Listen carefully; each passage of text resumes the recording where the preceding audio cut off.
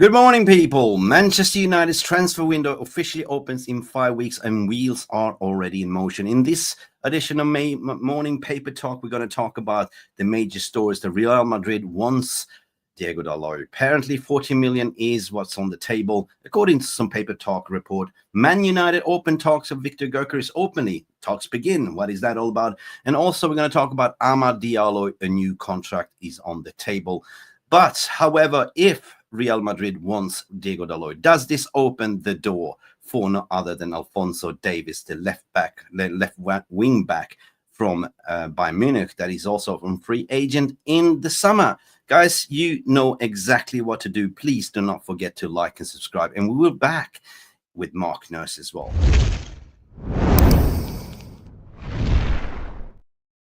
Let's get into the show, shall we?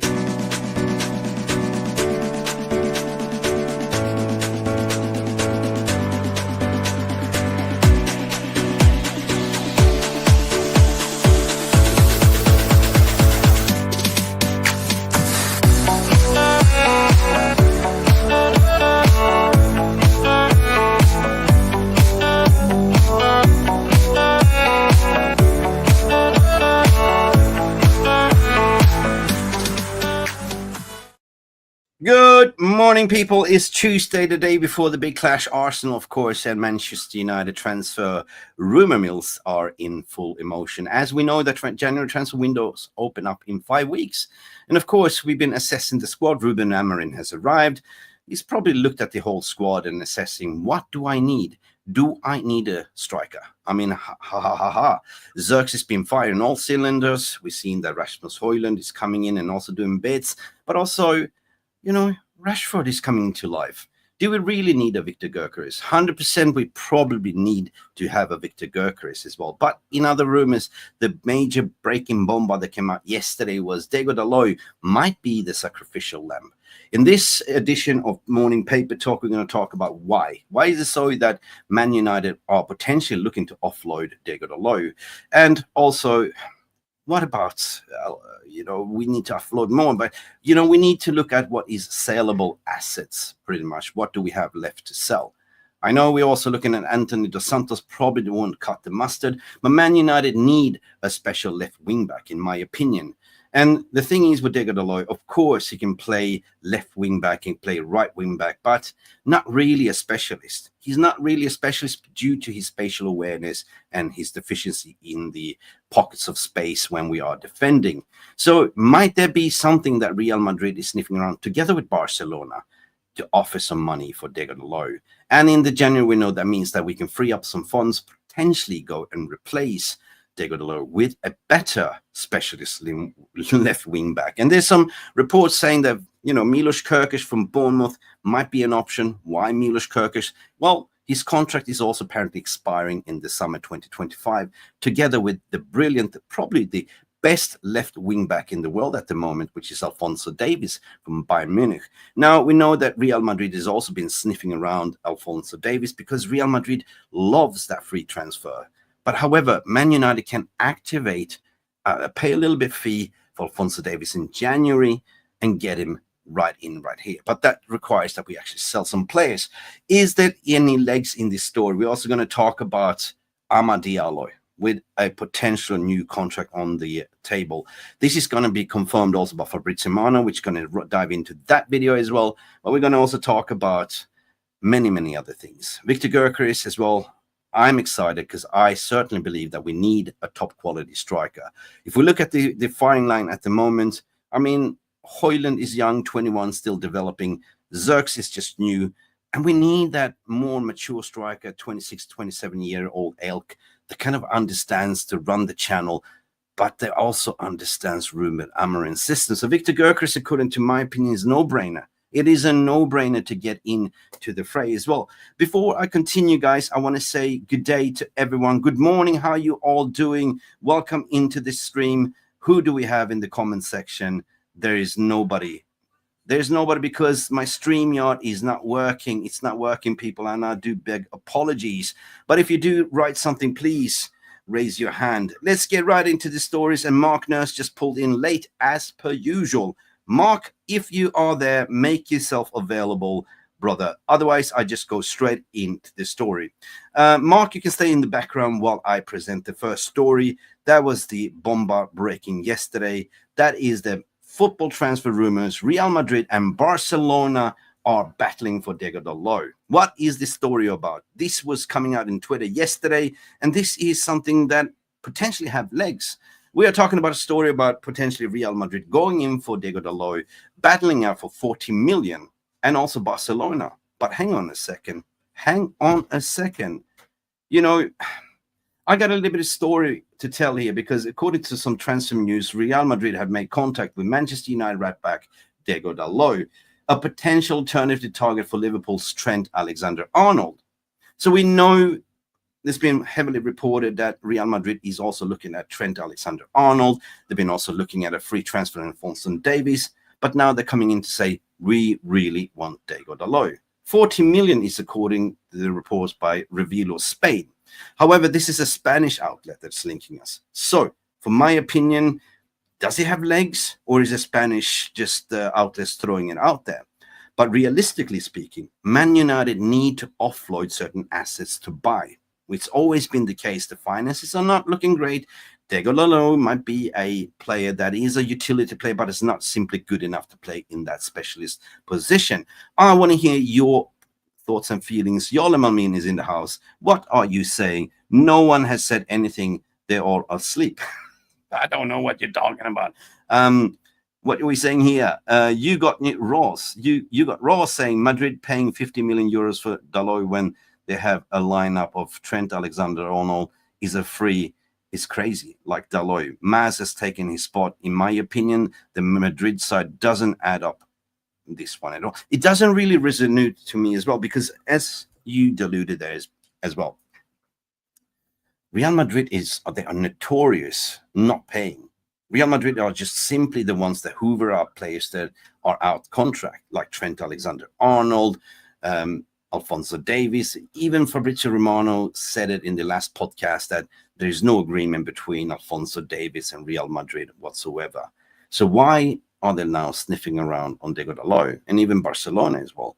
Interesting. And that's what we're here for, as Paper Talk, and discuss as a community. Good morning, Seuss. How are you doing, my friend?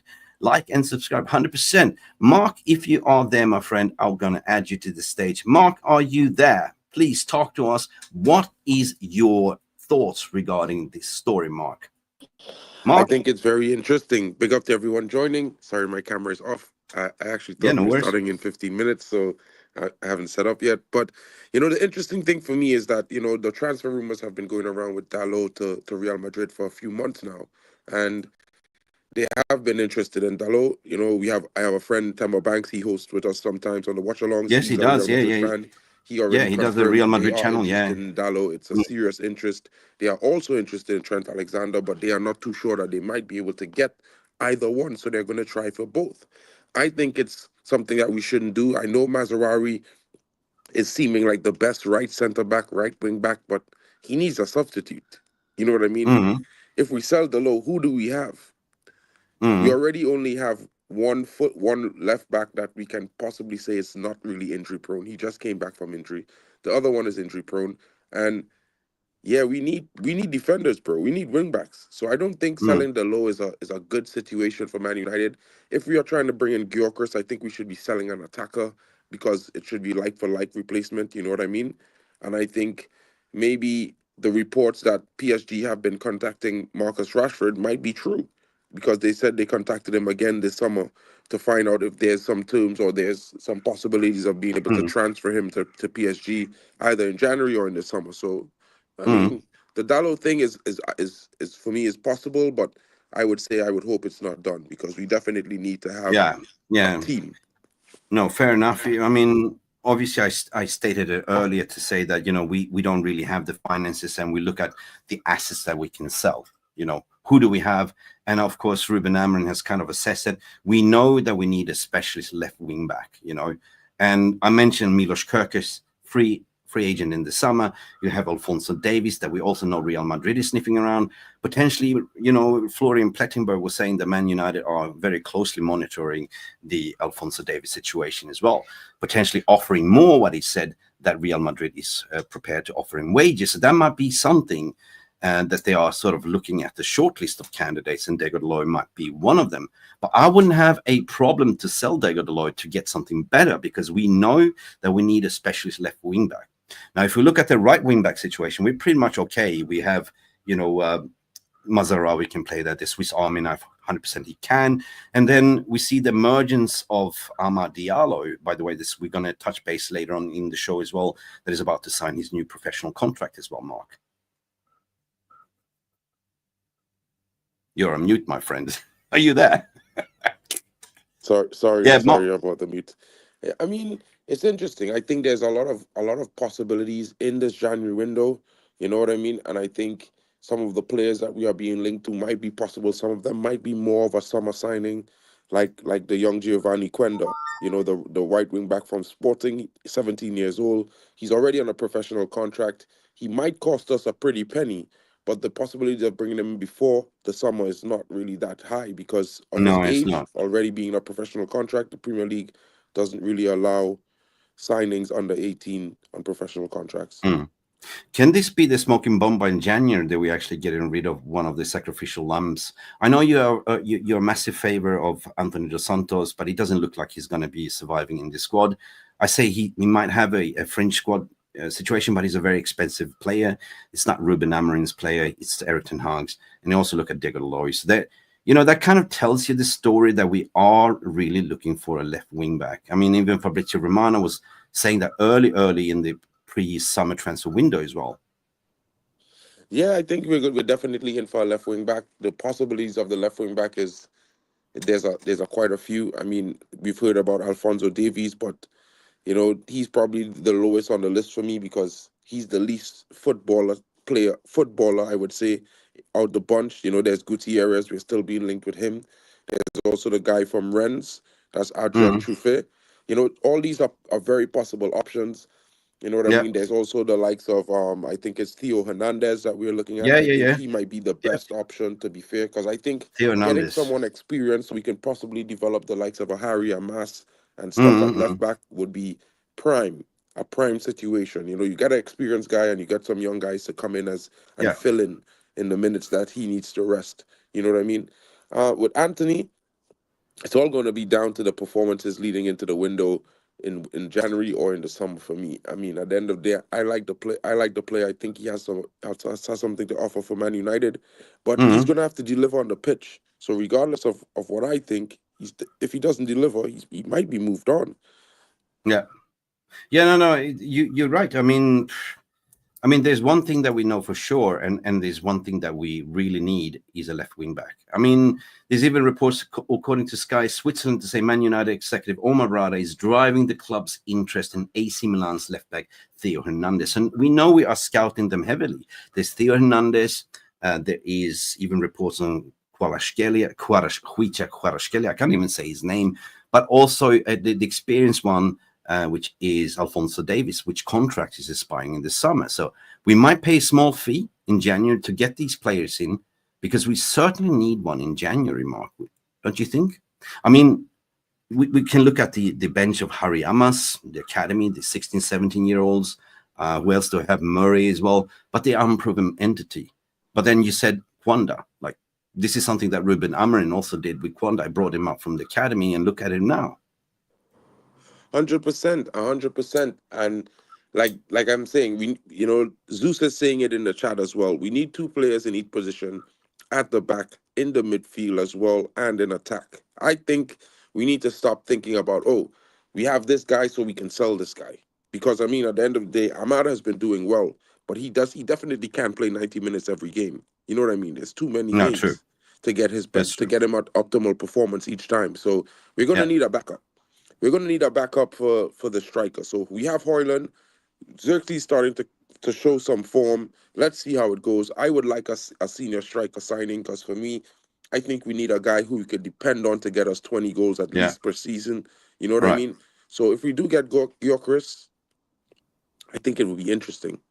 Yeah, 100%. And that's going to transpire over to the next story, which is Gyökeres. But before we do that, please, guys, do not forget to smash the like button, subscribe if you haven't.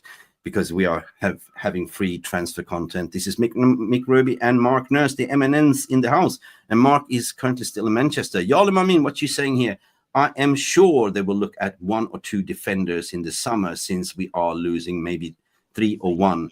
Yeah, we're losing a lot of players. Can see Evans getting a new contract. Evans will not get a new contract. Maguire is on his way out as well. He's got also his contract expiring in the summer. Lindelof will also get out of the door because his contract is expiring.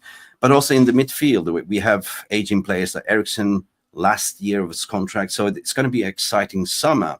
But there's 2 positions that we know 100% we need to get. And that is what we've spoken about, the left wing back and 100%. If we bring in the latest paper talk regarding Gyökeres, we've been reporting this widely, Mark, on this channel. So, guys, let us bring in this story. Music to Man United fans' ears. Ineos have now initiated concrete talks over 20-year-old goalkeeper Haaland, monster-esque, and that is no other than Victor Gyökeres. So, what is this story about, Mark? Have you read this story, Mark? Actually, I haven't read the full story, but I've read some bits and pieces, and I think it's largely due to the fact that Man City is looking at signing him as well. Man City have initiated talks with Victor Gyökeres, and I think. But why do they need Gyökeres when they already have Haaland? I think that doesn't make any sense. I mean, like I said, every top team needs 2 players in every position. You know what I mean? And they lost Alvarez, Julian Alvarez, to Atletico Madrid earlier on this year. So I look at it from a perspective that it's very possible that, we might see this trigger us to make an earlier move, because as we know, we had something like a gentleman's agreement for the summer where we would get a 20 million discount on the player, something like 68 million for him. Yes. So if Real goes in now, of course, there's also reports that Barcelona is very interested in Gyökeres as well. And yeah, it's going to be one of those situations where Man United have to act fast, in my opinion. Yeah, and I think we're acting fast. Let's dive right into the story. I'm going to read from this. This is from One Football app, and we also seen on Twitter. But this comes also from Florian Plettenberg from Sky Sport. Keen on making Ruben Amorim as comfortable as possible at Old Trafford, the Manchester United Chiefs have begun planning how they can reunite him with one of his most prolific talisman, Victor Gyökeres. The news will come music to ears for fans, as they've been said, they're using Ineos to go all in the pursuit for Victor Gyökeres. Now, the story continues to say that Sky Sport Florian Plettenberg revealed last night that the Red Devils have now initiated concrete talks to sign the Swedish international, once held by Tony Mowbray as the championship Erling Haaland during his time at Coventry City. Gyökeres has noticed unprecedented 24 goals this season, Mark. 24 goals. 24 goals in only 21 matches. So he is absolutely a beast.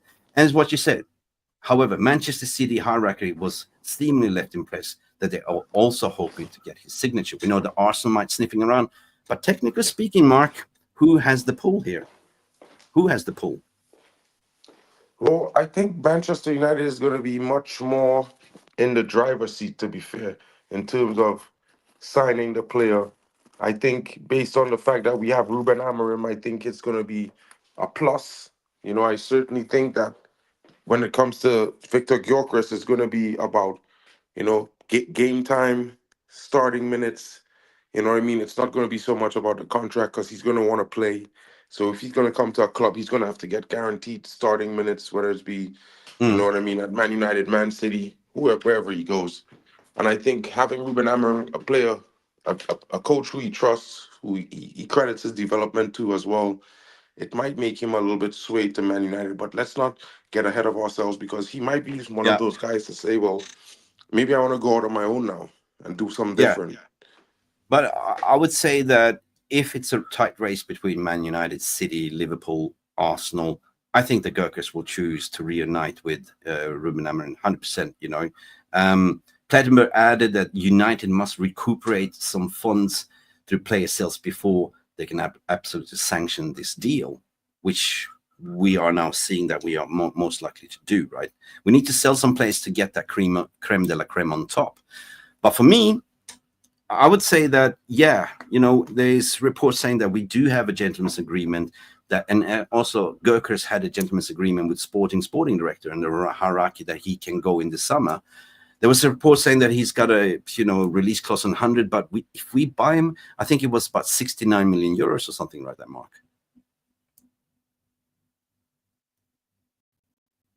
There you are. Mark, did you hear what I said? Can you repeat which club it was you said just now? I said we talked about City will coming in probably, Arsenal looking as well, sniffing around. They need a goal scorer. There'll be plenty of clubs in for him. But my pulling power would say that, Plettenberg added that United must recuperate some funds in terms of player sales before they can sanction its deal. But I would say that Amarin's probably much say, this is the guy, get me this guy, sell some players, potentially. Look what assets we can sell, Diogo Dalot we can sell, bring in Gyökeres, and that's about it. I think that if push comes to shove, I think that Gyökeres will become a Man United player to be reunited with Amarin, who actually made him the killer striker that he is today. That is the pulling power, I think.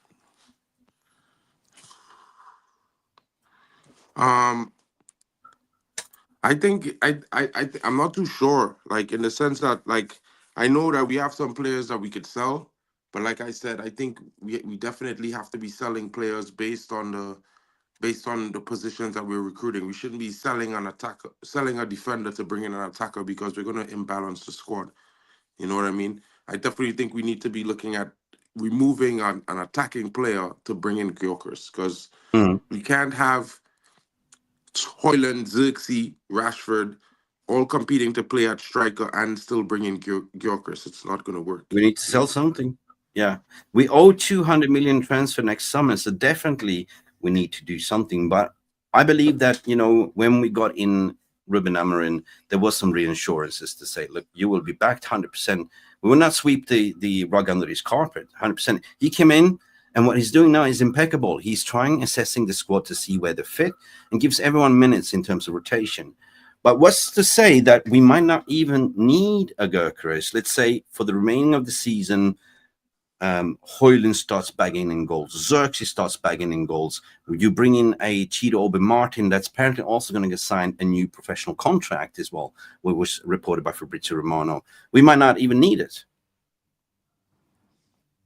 But that's on the other hand, true. That's possibly true. I think, like, I'm one of those fans right now that I'm thinking, like, maybe we go until the end of the season with what we have and let the players develop, see what happens by the end of the season, and then at that point we make changes to the squad.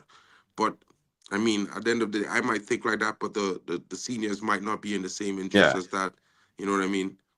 Yeah, but it also might be, damn, this was the cherry on the top that we missed out. So it's the fear of losing out. What if we assess the season, Xerxes is firing, Højlund is firing, we might bring in Cheeto Martin, and then we missed out signing Gyökeres where the offer was there, and he goes to Arsenal and starts banging in 40 goals. That would be like a slap in the face to say, damn, this is the one we missed out because we said no. I don't want that, because I want Man United to do what they used to do, like go get the best striker on the market, midfielder, just create competition for spaces. End of the day, we're here to win titles, and apparently we're going to set the target to win the titles, like Premier League, Champions League, all the cup competitions, and therefore you need a cherry on the top. Yeah, I mean, the only thing for me is that the thought, thinking like, okay, we're gonna sign a player based on the fact that we have a cherry on top. We don't have a team that's creating for a striker yet. We are not ready to have a cherry on the top. We need more development. So while I do think Gyökeres is a very, very, very, very possible striker signing that would do really well for United, he might be a cherry on top, but it's not really. We are not the club in a position for a cherry on top. Yeah, but we need a Ruud van Nistelrooy. We need that, or a Cantona signing. Somebody that will transfer. Yeah. I mean, it's more like we need the team to perform well. We need everyone to step up. You know what I mean? Because I think even if we spend 68 million on Gyökeres, are we really creating enough chances for him to score goals? Bingo.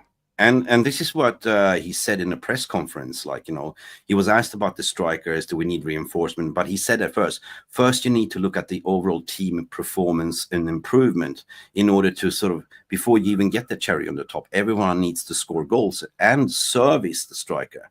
There's no point of spending that money if we're not getting the ball into the striker. 100%. 100%. So that's 100%. what I think.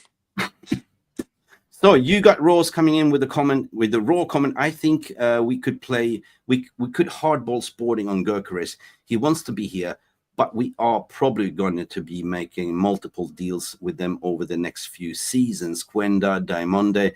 Yeah, listen, I feel sorry for Sporting. We are totally raiding them, right? You know, we got Bruno Fernandes there. We got, who else did we get from Sporting? We got Ronaldo. Who else? Oh my God, we keep stealing all the favorite players. But hey, this is Sporting, right? They are a feeder club. They're a selling club, right?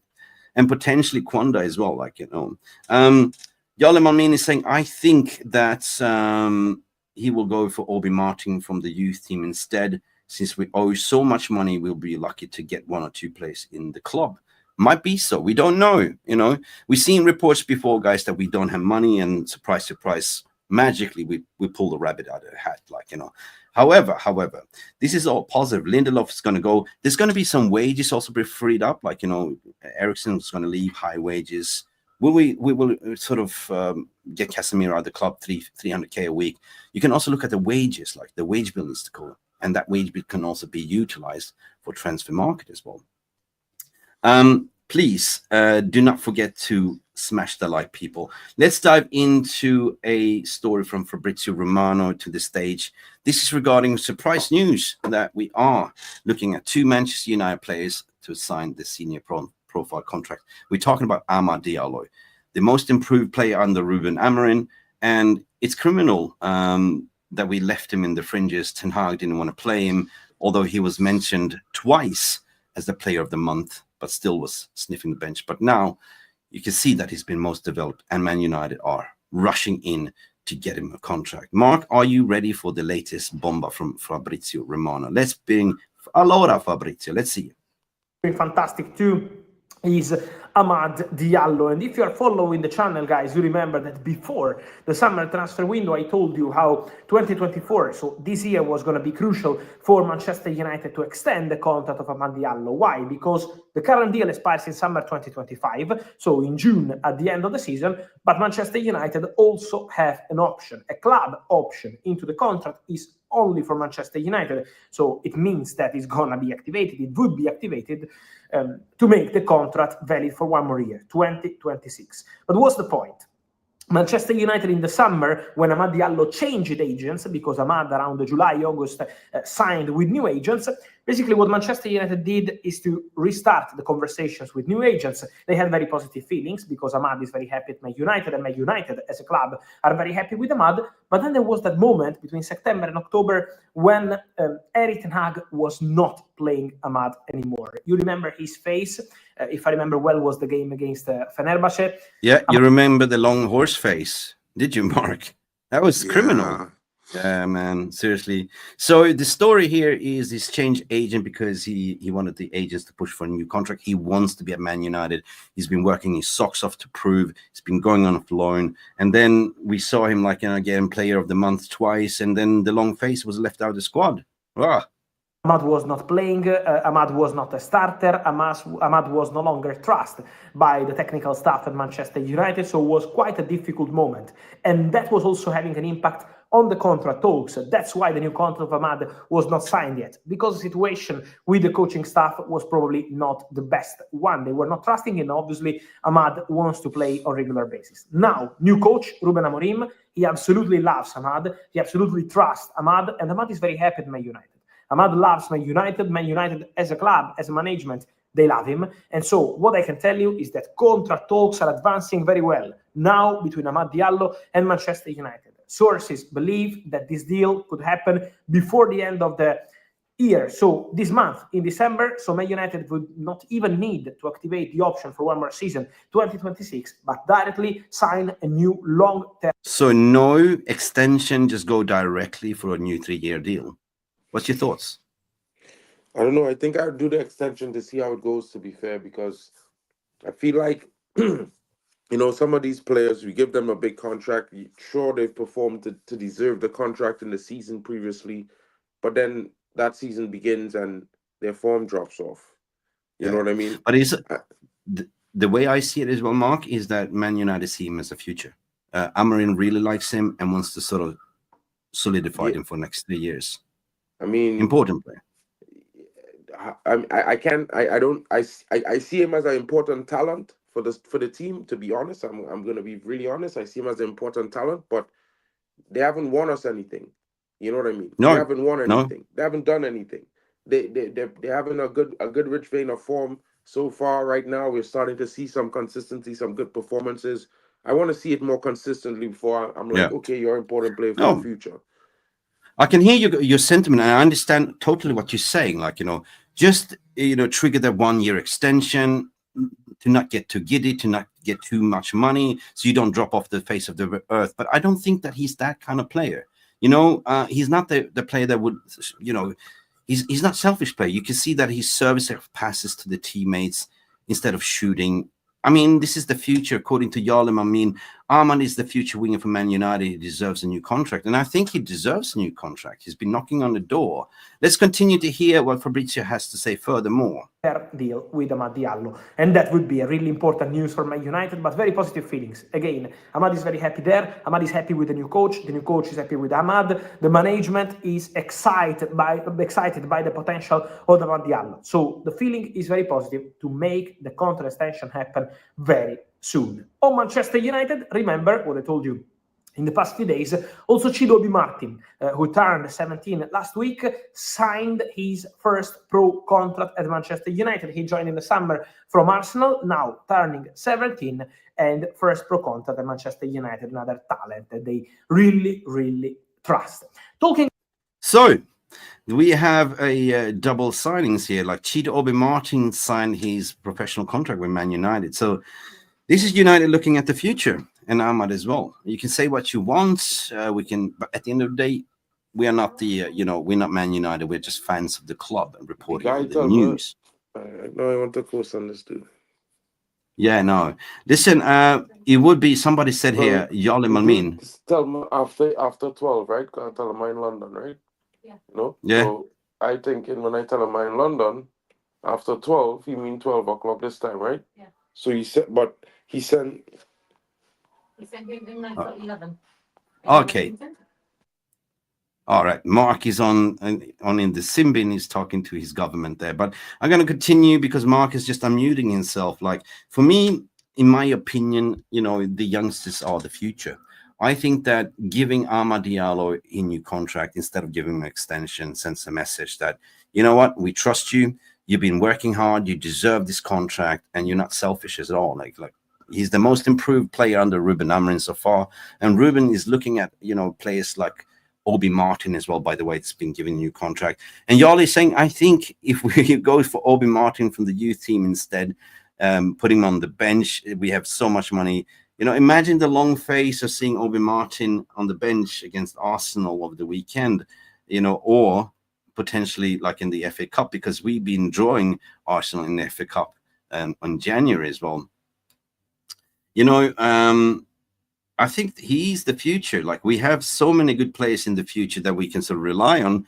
And so far, we haven't seen the academy players being brought up in the first team whatsoever. And one thing that we know about Ruben Amorim, the way he was working with Sporting, he brought in so many young talent from the academy that became starlet. So what is this to say that Ruben is not going to go to the bench and bring in the likes of Harry Amos, Murray as a left wing backs, or potentially give Obi Martin a chance as a third striker? You know what I mean? What are you saying here? We're just saying Salah speaks out for a new contract. Interesting. Yeah, he said there's been no initiation for a new contract. What are they doing? Clowns. Stephanie Griffith, what are you saying here? Bruno Ahmad get on very, very well. They do 100%. Ballers thrives with ballers. Like, we see how they're playing tiki-taka. They're intelligent footballers. Ahmad is a different level. 100%. Ahmad is level-headed. a lad just wants to play football and wants to play for United. He is. He's not that kind of a striker or left wing back that wants to go in and cut inside and shoot. And hopefully Garnacho will learn something, because in my opinion, Garnacho needs to take a little bit of a learning lesson from Ahmad as well. Just do not only shoot, pass the ball. That simple little pass will, open up the goal for Xerxes to bend it in, or Rashford to tap it in, or Højlund to tap it in. Now, under Ruben Amorim, in my opinion, it's a team sport, right? There's no individual brilliances. Y'all is saying, I will take Salah to United. No, no Scousers in my team, mate. No. Anyway, this very exciting news today. I mean, what do you think? Do you think that we will have a sacrificial lamb in January in order to generate the funds, as what y'all is saying? We owe 200 million in the transfer window, unpaid debt as of yet. But there's something that Man United is good at doing. We got, we robbed basically Real Madrid on the best player ever. Like we're talking about Mazraoui. I don't know how much money we paid for him. Was it 15 million? And he's arguably our best player. And we saw that, Ruben Amorim spoke wonders of it. Like he said, he's our future. So he's our future. Ahmad is our future. Obi Martin is our future. Garnacho might be our future. But the aging players need to go, like Ericsson, etc. And there'll be money to be saved. But what do you think in terms of especially left back position? If we are selling, Diogo Dalot, that means that United are going for a left wing back. Fabrizio Romano was reporting it for many, many months. United are looking for a left wing back. Who would that be? Would it be a Theo Hernandez? Would it be a Alphonso Davies? Would it be even Alvaro Fernandez from Benfica? Or would it be a Milos Gyökeres? There's options. 100% there's options. Mark is still on mute, I would say. Mark, when you're ready, unmute yourself, because we're going to wrap up the stream. But also we talked about the striker position, that Manchester United are now opening talks, according to Florian Plettenberg, for Victor Gyökeres to please the manager or the head coach, Ruben Amorim. I'd say that, Gyökeres will be the cherry on the top in the summer. There's stiff competition. City wants him. Arsenal wants him. There's going to be multiple clubs going in. But I believe that the player relationship with Ruben Amorim plays a big part as a pulling power. Anyway, let me know what you think. I mean, it's interesting to see how things go. I mean, I think Mazraoui was a hell of a signing, 12.7 million pounds, million euros, I should say. That's cheap. That is cheap. That is a steal. I think we got it a steal of a deal. I think we should all look at it like, use Mazraoui as an example. Like, there are players out there who might not be. That was a robbery. They might not be in the, how should I put it, the bracket of let's go grab 90 million and get them now. You know what I mean? But there might be a player that could come in and show levels at Man United. Yeah, you know what I mean? levels. It's all about what the scouting is doing, how they're going to add to the squad. And like I said, I mean, I would probably forego signing a lot of players in January. I'd probably sign an experienced left back and see how it goes until the end of the season, because I think there are lots of players in the squad who might develop, might show some promise. They might even show some consistency if given the chance. And then at the end of the window, the season, we can then sell players who haven't performed, sell the players who are moving on already, and we can make one big summer transfer window that that replaces all the players that we need and that left. Yeah, listen, the Mazraoui was a robbery. It was a steal from Bayern, and I hear a little bird that Mark Anthony was driving the getaway car in Munich. I'm still in Manchester, bros.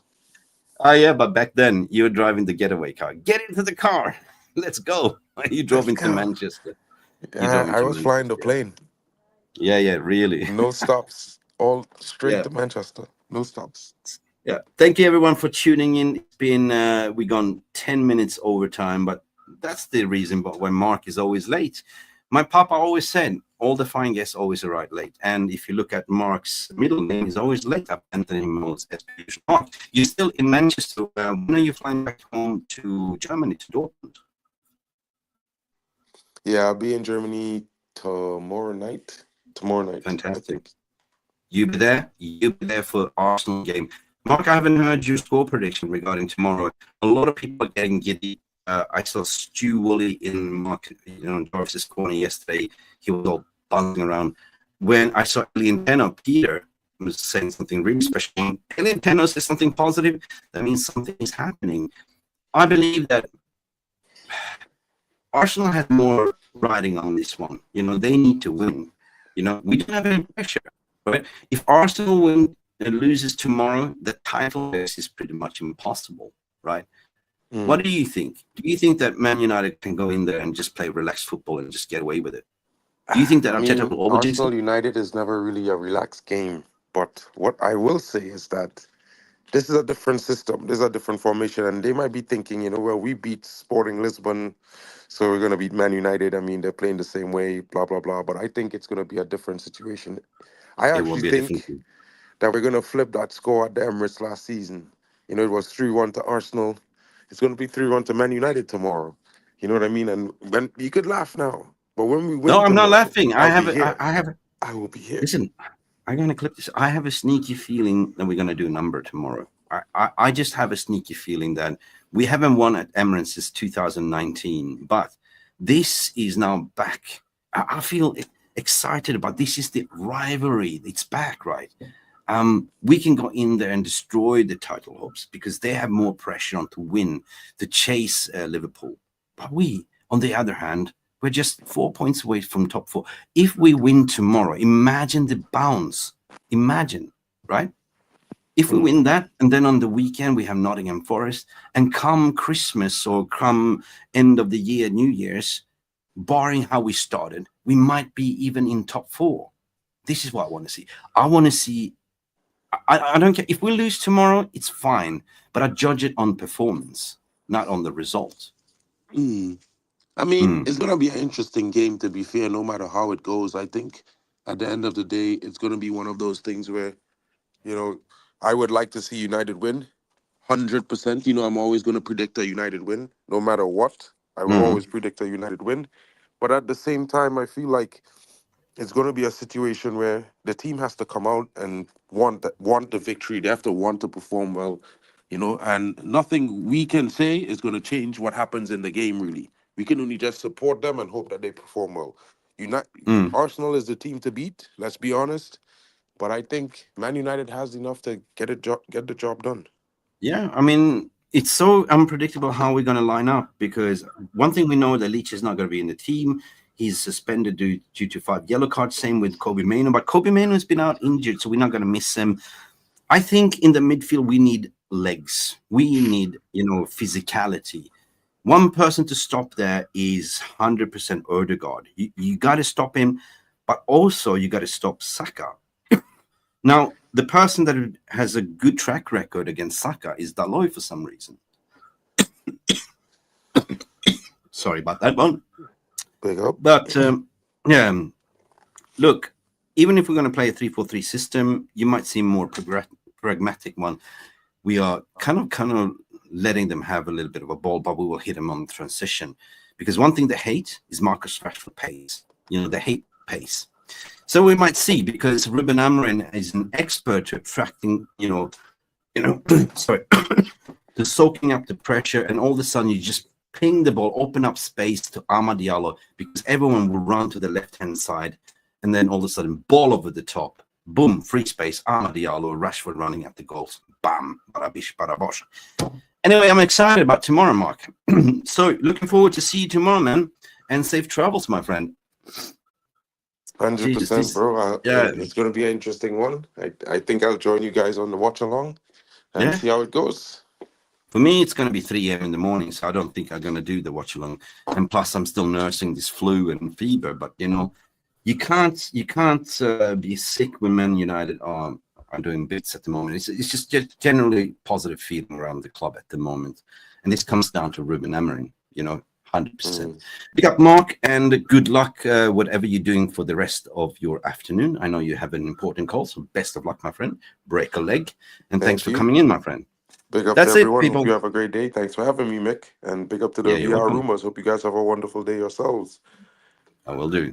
And that's Mark Nurse coming in here. And thank you all the beautiful people for tuning in today for the Transfer Paper Talk. As per usual, leave your comment in the non-live comment section what you think about the Paper Talks. Do you reckon that Man United will get a Victor Gyökeres in the summer? And do you reckon that Diogo Dalot will be sold in January potentially for Real Madrid or Barcelona? And also we spoke about Diallo getting a new 3-year contract deal. It's on the table with possibility, what Romano was saying, that it's going to be signed in December. That's only one thing you can do, people. Do us a smashing favor. Hit that like and subscribe.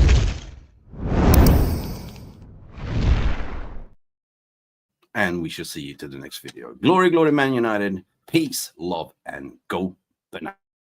Thank you so much for stopping by and watching Mufc Realist TV. Don't forget to like and subscribe and follow us on the socials.